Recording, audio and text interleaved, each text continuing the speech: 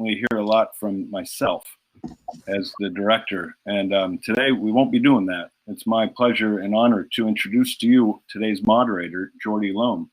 Jordy joined PYD in September of 2017 as a Highland Streets AmeriCorps Ambassador of Mentoring, and now works as mentoring specialist for PYD in their one-to-one program. Her work focuses on recruitment of mentees and mentors, training and technical assistance in the field of effective practices for mentoring and transitional topics, including match support and resource brokerage. We need a lot of that right now. Jordy works with youth with developmental disabilities from the ages of 14 to 24 and ensuring they have positive relationships with caring and committed mentors. Her focus areas include the intersection of the queer and disability community, arts and media representation of folks with disabilities and animation, supporting individuals with trauma or going through an escalation cycle, and autism acceptance and disability history. Jordy has a master's in education and community arts education from Lesley University and a BA from Bard College at Simon's Rock. And most importantly, congratulations goes to Jordy. She has recently completed the LEND program, Leadership, Education, and Neurodevelopmental Disabilities.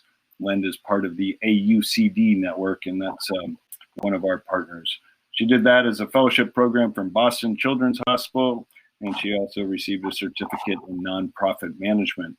So to navigate today's panel and topic on peer mentoring, I'm going to now turn it over to Jordy. Thank you, Jordy. Great. Thank you so much, Derek, and hello to everyone. It's an honor to be here, especially being a mentoring specialist and working with, if you're familiar with what we do at Partners for Youth with Disabilities, we service ages 6 to 24, and working a lot with some of our older youth within the 14 to 24-year-old age bracket. We see a lot of instances of peer mentoring come into our program. And so this topic means a lot to me and supporting a lot of the youth who are in learning about different transitional skills, whether that's for school, learning how to work in career readiness, or other topics, shows a lot of meaningful relationships. And I think by presenting this panel, it's important for us to acknowledge also what's currently happening within our times right now. We are devastated by the murder of George Floyd on May 25th and Breonna Taylor, who would have turned 27 today, and March police killed her when they stormed her home while she was sleeping, looking for a man who did not live there. 84 days later, no officers have been charged. Their deaths are not an isolated incident, and it represents the pattern of police brutality, violent militarization of the police, injustice, and discrimination against the Black community and people of color. Silence is not an option at this point, and we must work towards using anti-racist actions to dismantle a system and ideology that places Black lives, disabled Black lives, Black trans lives at risk in our current society. The disabled community and PYD, as well as the NDMC, stands in solidarity against any forms of racism, violence, and oppression. Black lives matter at this time, and we all urge all those in our community to use your voice, energy, and resources to support causes in advancing justice and equity. It is only through a shared commitment to the end of injustice that we will see a change in our world. And so peer mentoring is one of the most powerful steps we can use right now in advancing that. And so I'd like to introduce our panel of pioneers in the fields of peer mentoring. Stephen Allen, who is the president and CEO of PolicyWorks, Inc. Steve will present the Workforce Innovation Technical Assistance Center's peer mentoring pilot projects, including design elements and common features of the delivery models from state vocational rehab agencies, implementing peer mentoring services as part of their peer pre-employment transition service system. Steve will also share Peer Mentoring Works, an online certification and accessible learning center suite that is available to train and certify peer mentoring coordinators and mentors. I also have with me Sue Abel from Independence Works, one of the branches of peer mentoring that Steve Allen helps oversees with his work at, in peer mentoring. Sue will present the challenges and opportunities of establishing a new peer mentoring service as a community rehab provider and share some of the impact of the service offered to students and youth with disabilities. Sue will also include a service marketing video produced with comments from peer mentors and mentees.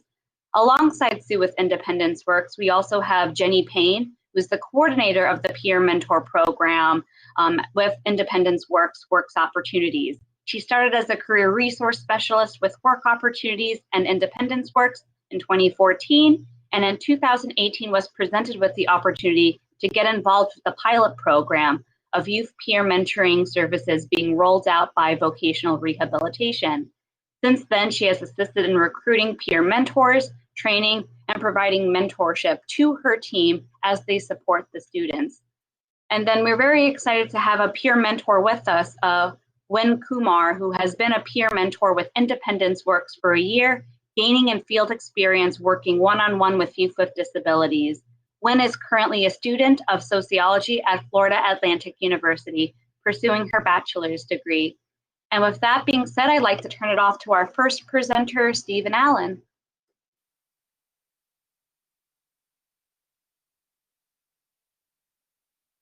Thank you, Jordy, and thank you, Derek, and thank you, NDMC and PYD, an incredible resource for disability mentoring. And I invite all our guests to check out a myriad of tools and programs they have that model mentoring in the disability community for all of us. So thank you very much for having us. My name is Stephen Allen, and I'm going to talk a little bit today about the VR Youth Peer Mentoring Model. It's a model that we began as PolicyWorks before the adoption of the Workforce and Innovation and Opportunity Act. And as we were developing a peer mentoring program in Florida focused on youth with disabilities and employment networking, WIOA came into being and offered us an opportunity to do a group of pilots, and Florida is one of those pilots. So I want to talk a little bit about WIOA because it really stands at the center of the student peer mentoring work that we're doing. And I think that these projects that we're going to highlight today are the first of many that will come in the years as states continue to work with the pre-employment transition service revenues to provide pre-employment transition services to their youth and students. So next slide, please.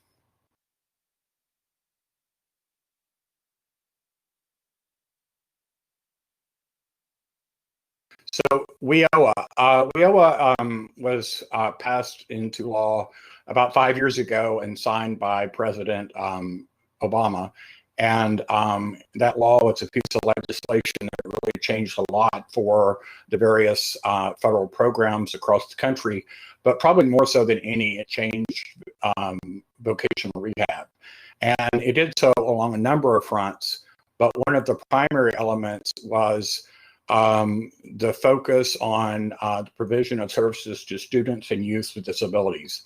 And in doing that, it really has transformed and in the process of transforming the way our VR works with and who they serve and how they serve those individuals. It does that by expanding the population of students with disabilities who may receive a new set of employment transition services.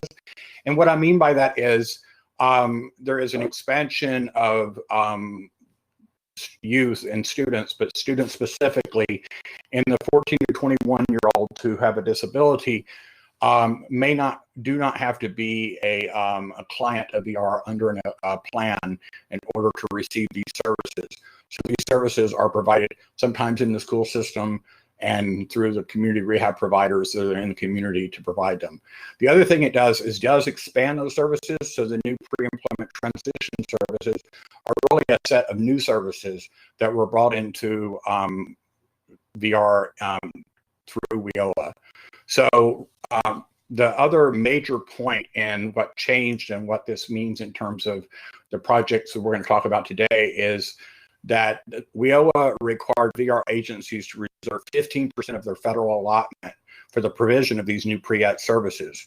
And so you can imagine nationally that is a pretty tremendous amount of money that will be set aside every year to provide these services.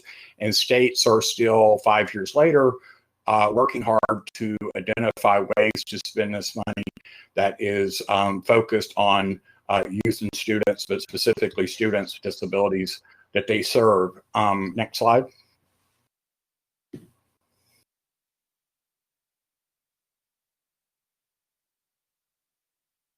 So what is the difference between a student and a youth? You've heard me use that term, and there is a distinction between the two. Student with a disability is a 14 to 21-year-old individual with a disability, we'll talk about that in a minute, who is in an education program.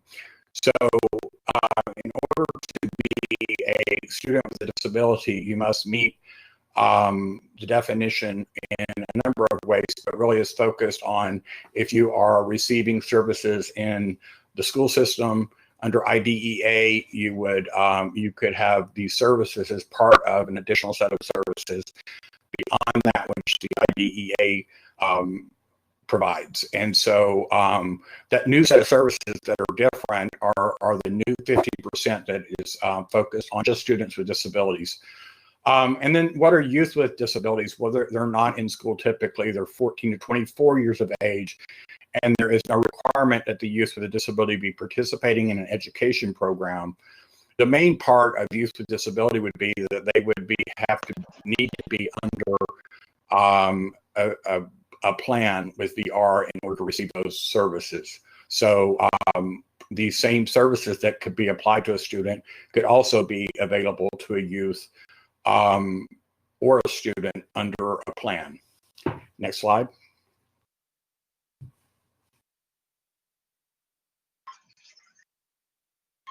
So the continuum of services available to students and youth with disabilities through the VR program, there really is now, there's sort of three sets, and two of them are the traditional and one is the new. So we talked a little bit about the pre-ETS required services and the 15% that's allocated to that. And the fact that those students don't necessarily have to be in plan in VR in order to receive those services.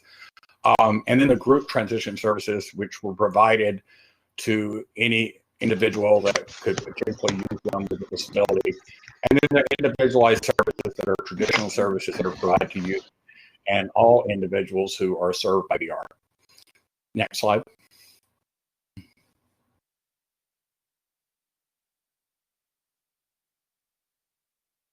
So pre-ETS is a major focus nationally in VR, and the challenge with states having to find ways to provide these services to all individuals with disabilities that are youth who could use or need these services. And what are the 5 services? And this is where it really gets to the core of what we're talking about today. And that is, there are these 5 services, and I'll read them: job exploration counseling, work-based learning experiences, counseling on opportunities for enrollment in comprehensive transition or post-secondary education programs like at a university, workplace readiness training to develop social skills and independent living skills. And then at the core of these 5 is instruction and self-advocacy. And the law actually, in that 5th required service, included peer mentoring as a way to deliver those services. And that really is major. So you can imagine that we were involved in developing a youth peer mentoring program, and then WIOA came into being, and that now became part of a group of services that are at the core of a new delivery system. So next slide.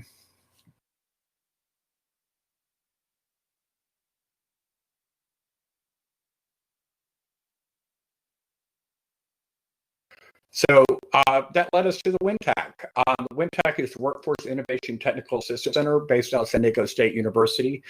And they have been working through intensive technical assistance agreements. States all over the country, in fact, I think all of the states have had an intensive TA agreement, a lot of them focused around the provision of these pre-ET services. And as part of that, we became a workforce innovation pilot project and a core partner in the WINTAC team. And as a result, we've been working to build peer mentoring programs across the country using the some training that we had, which we will talk about in more detail, and working with states to help them onboard and implement these new peer mentoring programs. So that's what we're here for. Thank you. Next slide.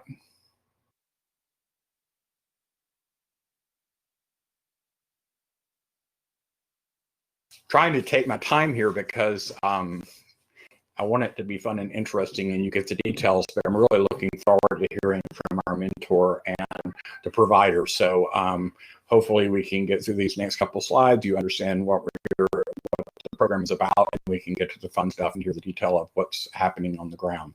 So this is the typical model that we employ nationally as a peer mentoring pilot. And if you examine the display, I'll describe it. Over on the left, you have the referral. So a counselor in the community refers a student for peer mentoring, and then a community rehab provider in the community, there's a network of them, responds to that referral and creates a plan to deliver the service. And then that coordinator, the community rehab provider has a coordinator who's trained and certified, and then a group of mentors who that coordinator works with. And it's sort of a team approach. So the mentor performs a mentoring function to the 3 peer mentors in this case, and then the subsequent 15 peer mentees in the community. Those peer mentees are students with disabilities, 14 to 21, or in the case of youth with disabilities, 16 to 24 who are in plan. So the idea then is they provide this service over a set of objectives, and at the end of those objectives, a report is given back to the referral, responding to the objectives of the referral. And so the key components of this is there is a response to referral on a plan, so it's a time-limited service. There is sort of the team approach in terms of mentoring, so that the student peer mentor not only has trained and certified, but has the guidance of a mentor in order to effectively mentor the people that are working with. So it's a team approach. It's all of the states that we've worked with nationally more or less have adopted this similar model. The idea of having a coordinator and a peer mentor is sort of a standard practice in the peer mentor community. So it's built on that main practice. Next slide. Just wanted to make a quick little message. So sorry to interrupt, Stephen. We're happy to see so many people here.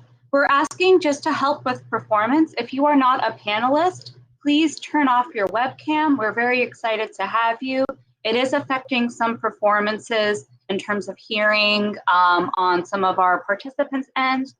So we just ask, if you do want to participate or do have a question, please use the chat.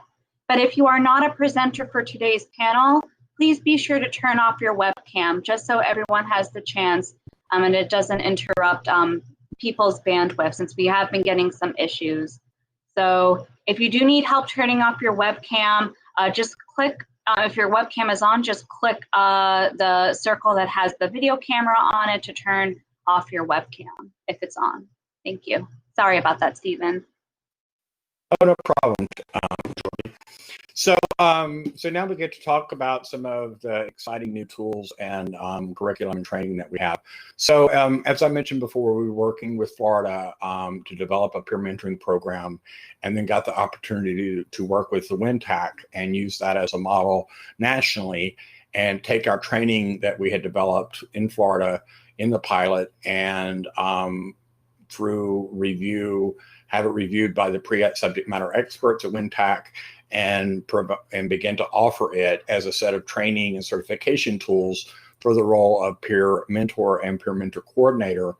And so we have been working on that, and we have a suite of certification and training, and we'll go into more detail about that. It's on a fully accessible platform, and it now hosts and sits in a community of practice on peer mentoring. And that's the other announcement for this meeting is that we are starting and initiating a peer mentoring community of practice, both in Florida and nationally, to continue to develop and support student peer mentoring. So this training ensures common self-advocacy and mentoring competencies for both the mentor and the coordinators, so that they have a common language and a common approach to mentoring. It provides a certificate to the state to document that the mentors and coordinators have a basic set of skills, and it includes additional tools and supports for mentors, and we're continuing to develop those. And as new programs are being implemented, we're adopting and creating new platforms and tools to help serve those programs. So the SLMS platform is fully accessible and includes alternative formats as well as the base accessible platform that it sits on. Next slide.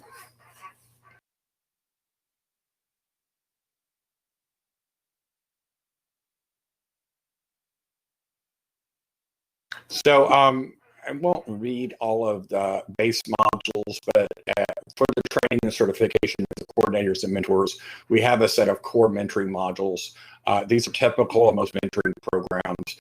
They include modules on disability etiquette focused to individuals with disability, common communications basics, some peer mentoring essentials, the core role of self-advocacy and self-determination that stands at the core of most transition programs, including the pre-employment transition program, time management, decision-making. Next slide.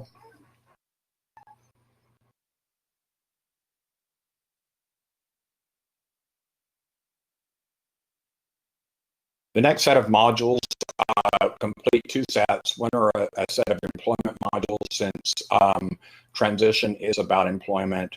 Having a set of modules that talk about disability rights,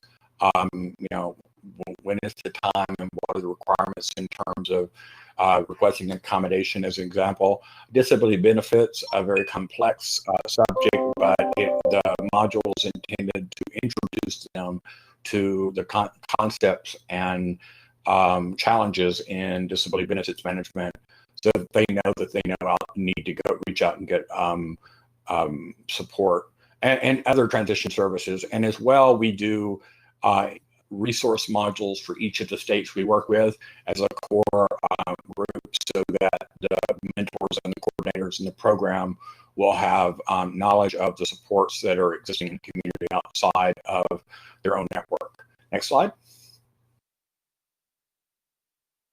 I forgot to mention the new modules, but I did mention that earlier. So PolicyWorks, as part of the WINTAC, provided technical support to state vocational rehab agencies. We help them develop and implement peer mentoring programs, and that was done under a technical assistance agreement in the Workforce Innovation Pilot Project programs with WINTAC.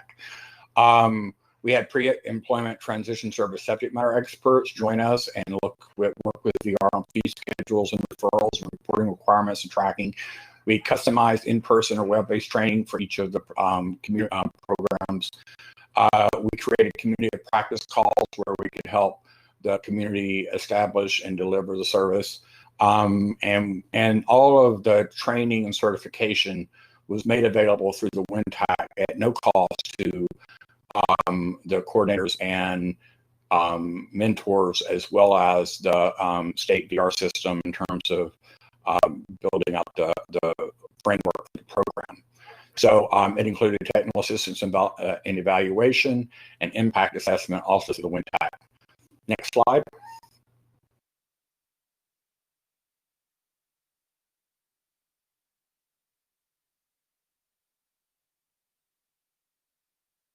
So over the last 4.5 years, we've worked with really two groups of states in an intensive TA agreement. Alaska, Florida, and Mississippi were early program pilot projects, and Maine, Virginia, and Maryland were later.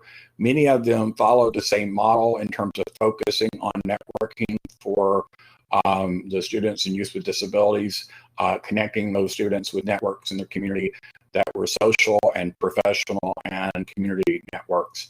Florida is and was and continues to be the most promising of those programs The program was started before WIOA with leadership from Florida and a dedication to building out a new service in Florida. And so today we get to hear more about the incredible group of people that I met about 5.5, 6 years ago when we were in South Florida launching the program.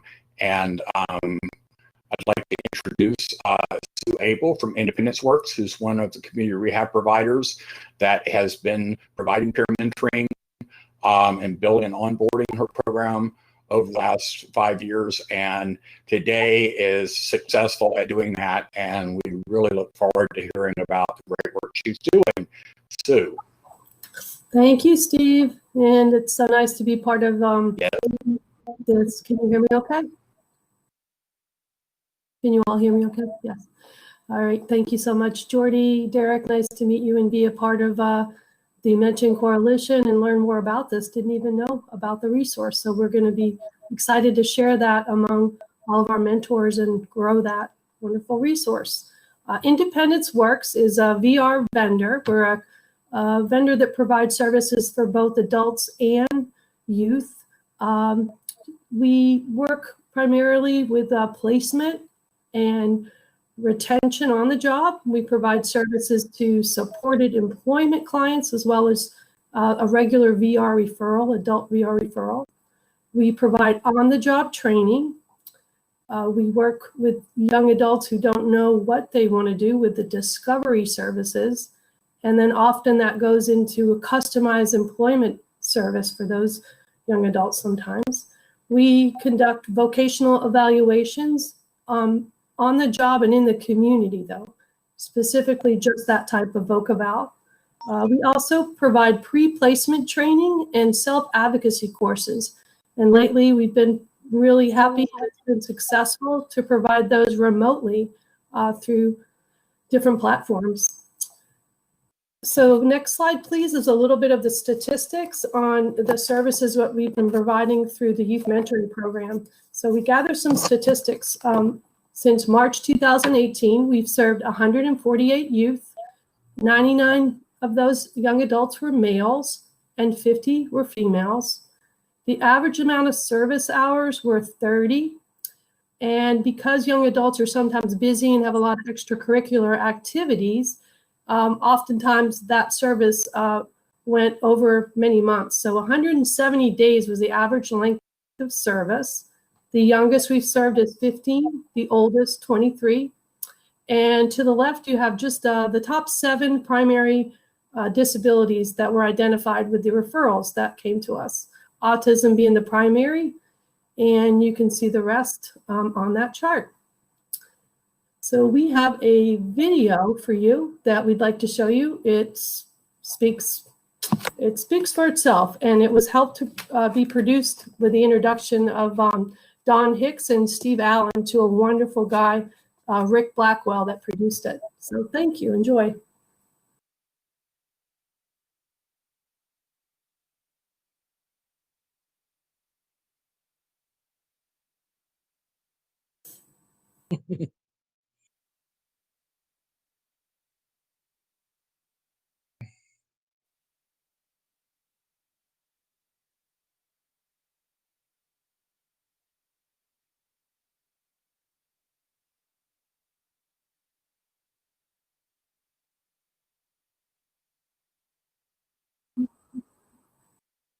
Well, we might be having a little bit of technical difficulties. This is Janelle. We're having slight technical difficulties with the video. If Mike Haydu can hear me, are you able to help launch the video, Mike?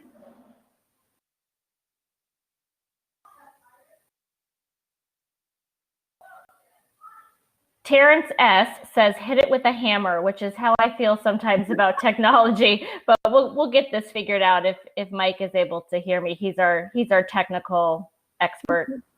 Would it be okay, Janelle, if maybe while that's going on, maybe we let Jenny start talking a little bit? Would that be okay? Sure, I can advance the slide and we can turn it over to Jenny. She doesn't have the slides, so she could just talk while this is trying to be launched. Is that okay? Perfect, thank you. No problem. So Without further ado, I would like to introduce you to Jenny Payne. She is our peer mentor coordinator, one of 3. She was the initial and primary. She kind of takes the lead at Independence Works for the services, and I can definitely say without a doubt, you'll see the passion she has for the role. She's been really the key to the success, both guiding, recruiting, and growing the program. So, Jenny Payne. Well, that was a great introduction. Thank you, Sue. I'm sorry that I don't have any fancy slides for you guys, but so you just have to listen to me chat, I guess. So they asked me to share with you how we share these peer mentor services with families. When students are referred to us for services like pre-placement training, self-advocacy, or an on-the-job training, I would typically reach out to their VR counselor or their parent directly to see if they think peer mentoring would be something that would be a good fit for this young adult. And then we simply add that service to their plan. It's very rarely that the parent or the counselor think that it's not a good idea.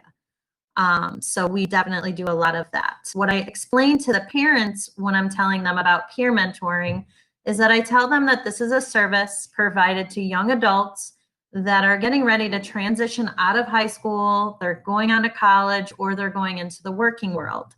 This service is a great opportunity for these students to work with a young adult within 10 years of their age that is currently either a college student themselves or a young adult that's now working in the community. The topics I'd like to highlight from the referral page are blocked off into 3 sections: community service organizations, social engagement support groups, and employment-related networks. Under the community supports, a peer mentor would assist the student with finding a support group, independent living options, and disability service offices at a college. Social engagement might consist of finding some recreation or sporting activities, volunteer organizations to gain work experience and build their network and work skills. And if they're interested in any type of youth groups or related social groups, then we would look to find those for them as well. Under the employment-related networks, this is how this highlights how to appropriately network using social media in a responsible way, and how social media could negatively or positively affect their future job or educational goals. My favorite service that the peer mentors work on with the student is they're conducting informational interviews with the students and a person in the profession that this student is interested in pursuing. So some examples that they have worked on: they prepare for these informational interviews. The students are engaged in creating questions about the profession, what it took to get there, what kind of schooling they needed, what they love about their job. So this could really give the client, the students, insight on this specific career that they might be interested in. They might decide they aren't interested in it afterwards, or that they really are. So I think it's super valuable. They can do more than one of these informational interviews if the student isn't quite sure what they'd like to do. But some of the examples that they've done these interviews are IT professionals, graphic design individuals, animators, architects. They've interviewed an emergency room nurse, short film directors.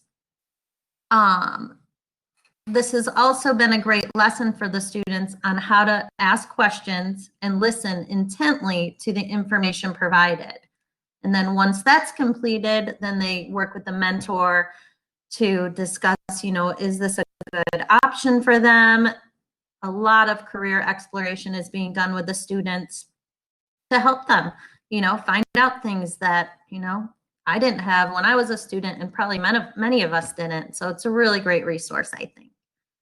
So I'm gonna, if you can get the video going, we'll watch that. Otherwise, I know Wynn is very excited to share some of her own personal experiences working with our students.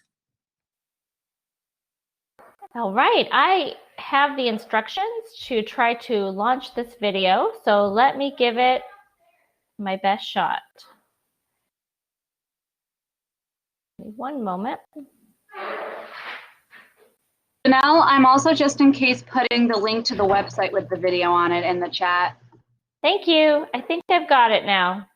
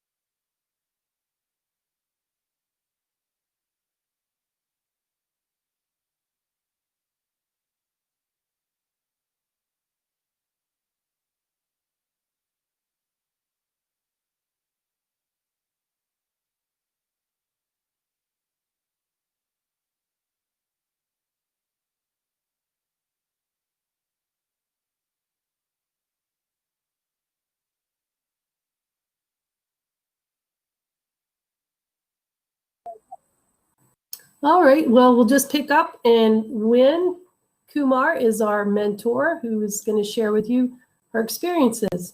Win. Hi, good afternoon. My name is Vinita Kumar, or as most of my colleagues and clients know me as Win. I was introduced to this program through a great app and website, Handshake, at my college, Florida Atlantic University.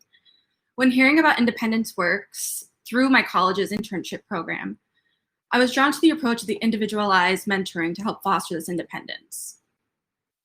I have quickly learned that with working one-on-one with my mentees, I understood my role as a peer mentor. It wasn't solely based on the connection that I was giving them to these resources and services and other programs that were previously mentioned in the referral, but also in the connection that I made with them one-on-one and with their families. I knew that I needed to support them tremendously in this very, very terrifying transition into adulthood, no matter what age they were coming into the program. It's a terrifying process, I know firsthand. Since working with the peer mentoring program, I've learned many things from my training and shadowing, but I've learned so much from my mentees, including the power of patience, power of persistence, and good listening skills. In particular, persistence and patience.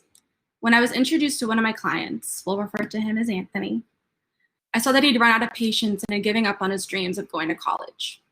Anthony was a kind-hearted, bright young man who has always had a smile on his face, no matter what. When we initially met, his main priority was to prepare for job search and to just enter the workforce and get a job. While assisting him in creating his resume, I found that he had previously attended a local college for a year, never went back. I dug in deeper, started asking questions. He explained that just college wasn't for him. I continued to ask more questions and soon found out that Anthony was a straight A student in high school. School was for him. I also found out that with the support of his IEP and great educators at his school that were willing to work with him, he really soared academically. No one had warned Anthony that in college you had to self-advocate and ask for these accommodations yourself for each and every individualized class. So when he attended college, bright-eyed and excited to start his college years, as he would call them, within 2 semesters, sadly, he was placed on academic probation and had his financial aid withdrawn. No questions asked. So over the course of the next 5 months working with Anthony, with countless meetings, face-to-face, phone calls, emails, minutes of being placed on a brief hold, with financial aid, academic advising, student accessibility, we finally got through to them. With hard work and determination on Anthony's end, we were able to get re-enrolled with full financial aid. And with the hard work and determination of the Student Accessibility Center, we were able to get him all of his previous accommodations that he received in high school and more, including private tutoring for some of the subjects that he really struggled in. We both learned from each other in this experience. He learned that dedication and patience pays off. And I learned the power of persistence, even if they're sick of hearing from you. Similarly, I had another client, and we'll refer to him as Michael. He was transferred to me when I initially started, and he didn't have much left on his referral except for volunteering. The previous mentor had warned me that they've been trying for months, and it's just really hard to communicate and follow up and follow through. So this is where the persistence came in. Michael, although ever so eager to volunteer his time, had an issue with following through with the steps. It took me a few meetings to catch on to this, but I soon realized that Michael not only needed face-to-face support, but support throughout the week, throughout our services going forward. So we initially met in person once a week. It slowly moved to 2 to 3 phone calls a week, including face-to-face meetings, following up with his parents, following up via email to make sure that he's checking it regularly, leaving him voicemails when I know he's busy just to make sure he checks them, and getting him accustomed to this routine. We'd make small talk on the phone to practice his interpersonal skills. I would walk him through writing emails over the phone to give him the support and encouragement that he needed. And with the help of the volunteer coordinator at the local children's museum, his parents, his dedication to the cause, and the power of persistence between Michael and I, we eventually were able to schedule a face-to-face interview and a tour of the museum. We'd prepared with a few meetings of mock interviews and watching informational videos in preparation, and on the day, Michael impressed all of us. He knocked us out of the water.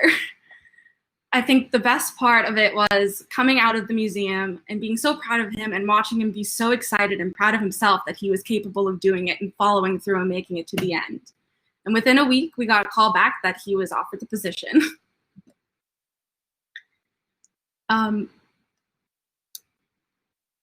My job in this program is so important, not only to the individuals, but to the families themselves. A lot of parents, they worry about, will my kids have the support after school ends? And this program is here for that, to connect them to the resources and services and programs that are available, but they're just so hard to find sometimes, especially in areas where they're far and few between. One of my clients experienced this coming from a larger county area. We'll refer to him as Daniel for the sake of the story. So Daniel was charismatic, funny, beyond belief, an incredibly knowledgeable young man. If you give him a chance, he could talk your head off about architecture and history, and I now know the history of Florida roads. He was fascinated with all types of architecture, what they were for, where they were from, and I quickly noticed that this was his form of a coping mechanism. So whenever he was stressed or uncomfortable in a situation, he would shut out anything else that was going on and start talking about architecture. It was what made him feel comfortable. It's what he knew. In our meetings, we asked the parents to give us some space, again, to foster this independence. But within 10 minutes of starting a meeting, Daniel would start asking for his mom, checking his phone repeatedly, wondering when she's coming back. If I continued to try to conduct the meeting, he would often have outbursts. He would oftentimes get loud, start yelling, repeating words. He would resort to physical, like tapping the table repeatedly or, tapping his leg. Oftentimes he would resort to self-interest behavior where he would start scratching himself repeatedly. We would have to stop the meetings, make sure that he calmed himself down, made sure he was comfortable, oftentimes taking a walk outside together. And then I realized that we needed to work through these barriers. So instead of giving in, we adapted. So at the beginning of each meeting, I would allow him to decompress from his school day as we met after school, just talking about his day. I'd ask him if he knew anything about the building we were meeting in that day, easing his way into looking at a website together. Finding what he preferred to read really helped. So especially with informative videos, I would have closed captioning on so he was able to follow with the video and read. And as often as South Florida weather permitted, we sat outside as that was his safe space. It was allowing him time to stand up and stretch if he wanted to walk around the patio area. For Daniel, when he was outside, it was what really truly relaxed him and kept him in the moment, especially from sitting in a schoolroom all day. We would also begin taking breathing breaks. This is where I learned the power of taking a breathing break as well. So if he was getting tired or not focused, we would take a couple of minutes just to count our breaths together. And at first, he would ask for his mom every 10 minutes, then 15, then 20. Then it was like once a meeting. And after a few months, Daniel was able to sit through an 1.5 long meetings with me fully engaged, without outbursts out of frustration, but rather from making himself laugh. With the help of his on-job training coach, we were able to support Daniel in preparation for his interview, and he was able to obtain and retain his position through a training period at Sawgrass Nature Center. And to complete services, he was actually the client we were able to find a residential architect to interview, which made his passion grow even more so.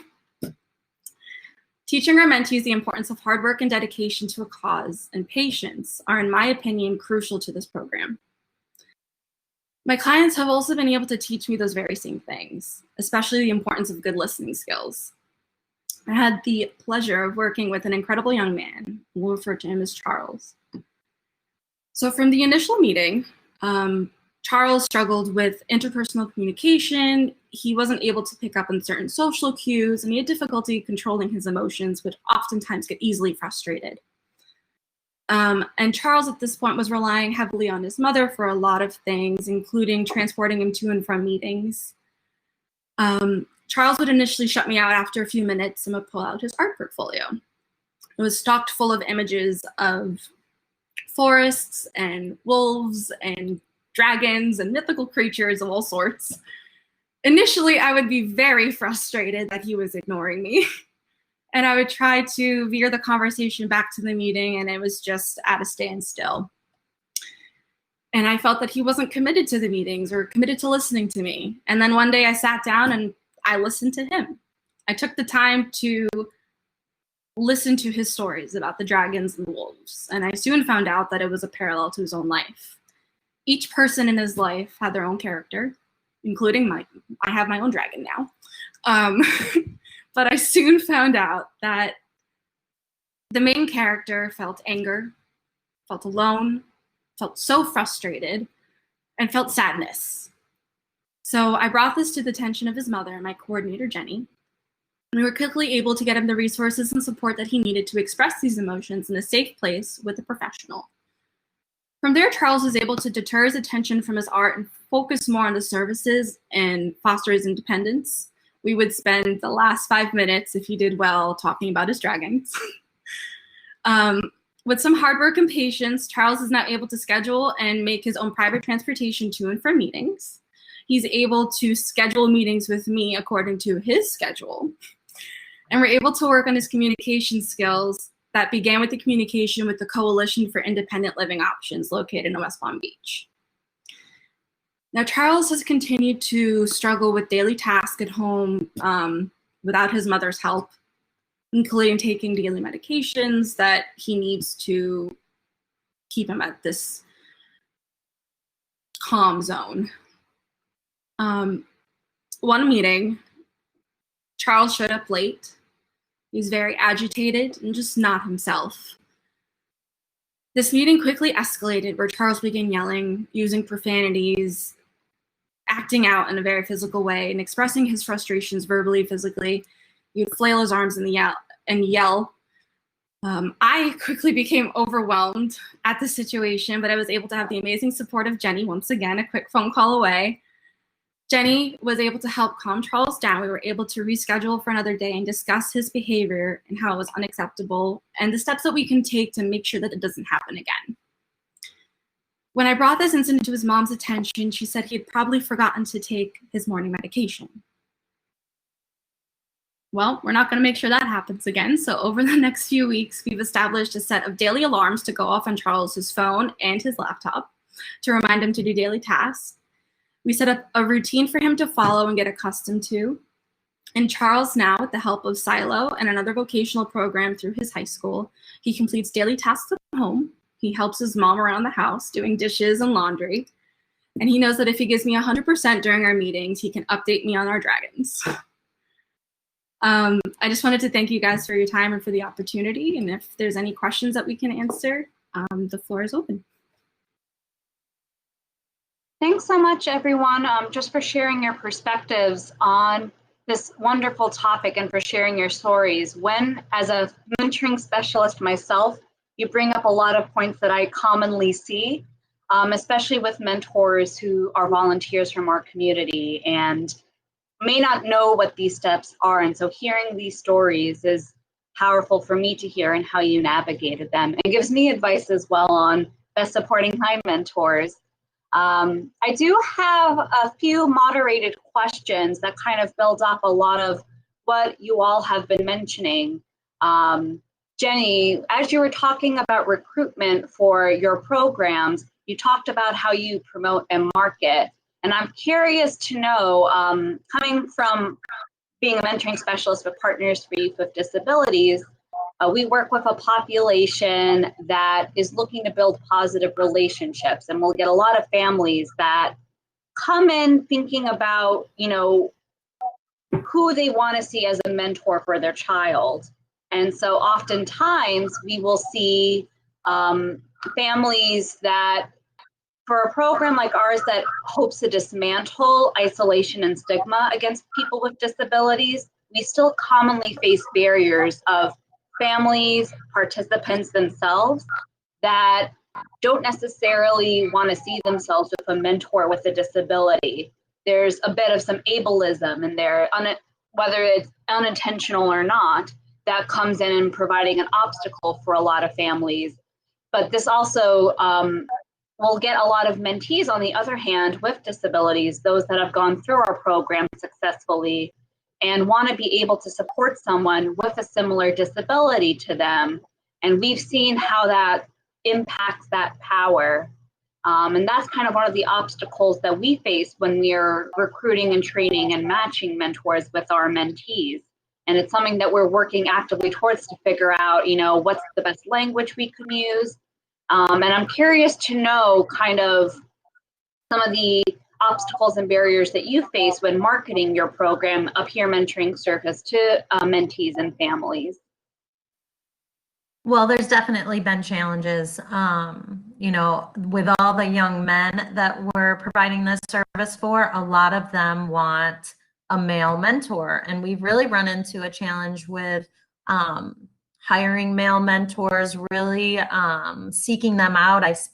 I go to many job fairs at the colleges. I speak at to the Disability Services Office and the Career Centers. So all of those centers kind of know what we're looking for. And if, you know, I think I try to have my hands out there and keep reminding them, like, if you get a student that comes in and you see that this student really has a heart to serve, please, you know, send them to me. I would love to talk to them about the mentoring program. As far as having mentors that also may have a barrier themselves, we had Alyssa, who was on the video that you guys just watched, and there were certain students that just really did so well with her. And Kyle was one of them in the video. They clicked. She made him feel so comfortable, you know, come out of his shell. It was very powerful, the relationship that they ended up having. How do you communicate that to parents? Have them watch the video, maybe. That would be a good step. This is a great resource for them. And, you know, maybe just highlight the things that the individual that has already gone through your program has learned and what they've accomplished since going through that program. That would be maybe an idea. We have students in the mentoring program now that I think would be helps. So once, you know, we can look into that, we'll move forward with those individuals in that way, I hope. Does that answer your question, Jordy?